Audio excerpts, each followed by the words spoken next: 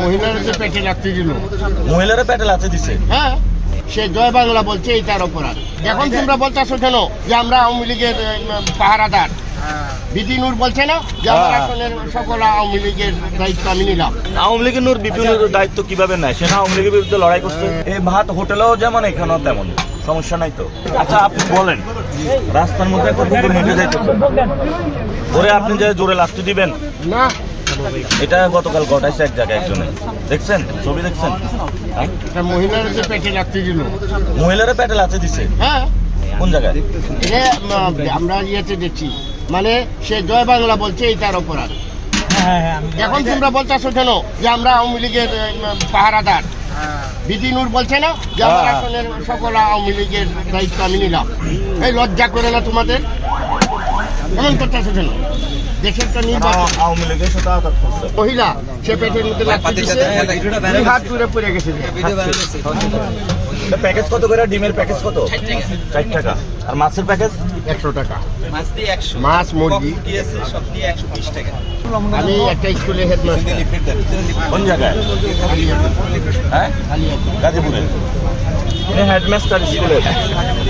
এবার কিন্তু ঘটনা ঘটবে না, ঘটনা ছাত্ররা আন্দোলন করছে, শিক্ষকরা এবার প্রিজাইডিং অফিসার হচ্ছে, তারা যে কোনো মূল্যে ভোট ট্রেকিং ঠেকাবে। এবার ট্রাক ড্রাইভাররা যেখানে খাওয়া দাওয়া করে, রিক্সাওয়ালা খাওয়া দাওয়া করলে কিন্তু জীবনটা বোঝা যায়। এই ভাত হোটেলেও যেমন এখানেও তেমন, সমস্যা নাই তো না? এবং ভালো আরো এটা ভালো, এটা ভালো ফ্রেশ। ভাই বাসা রান্না করছেন? হ্যাঁ হ্যাঁ, বাসায় মানে বাসা রান্না করছে। এই বিপিনুরের এলাকা। কি আপনার এলাকার বিপি নূর ও তো আওয়ামী লীগের সাপোর্ট দিবে বলতেছে। আওয়ামী লীগের কি করবে বলছে আমার এই আসনে আওয়ামী লীগের দায়িত্ব নিয়ে। আওয়ামী লীগের নূর বিপি নূরের দায়িত্ব কিভাবে নেয়? সে না আওয়ামী লীগের বিরুদ্ধে লড়াই করছে। এত পরিচয় বাইরে তারেক জিয়া প্ল্যান, এটা heavy plan. Tarique Zia plan. এই নূর কিন্তু আমার ছাত্র। ও গাজীপুর। হ্যাঁ, নূর গাজীপুর লেখাপড়া করছে স্কুলে। তো আপনার ছাত্র কিভাবে এখন আওয়ামী লীগের শেল্টার দেয়? ওরা সেলুট জানাইতাম সেই পর্যন্ত, যখন সে বলতো যে হাসিনা তাকে মনোনীত দেওয়ার জন্য যায় না, সেলুট দিতাম।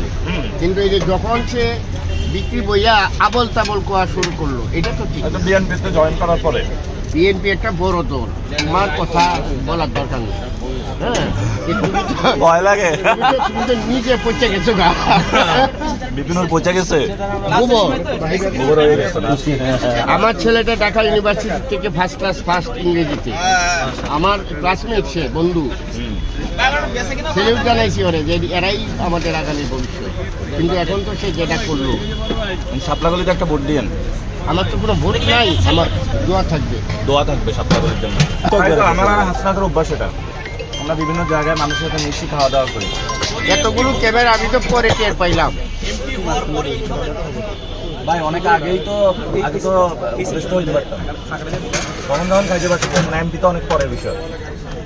আমরা ক্ষমতার জন্য রাজনীতি করি না। দেখেন ভবিষ্যতে প্রমাণ পাইবেন, মরার আগ পর্যন্ত প্রমাণ পাইবেন।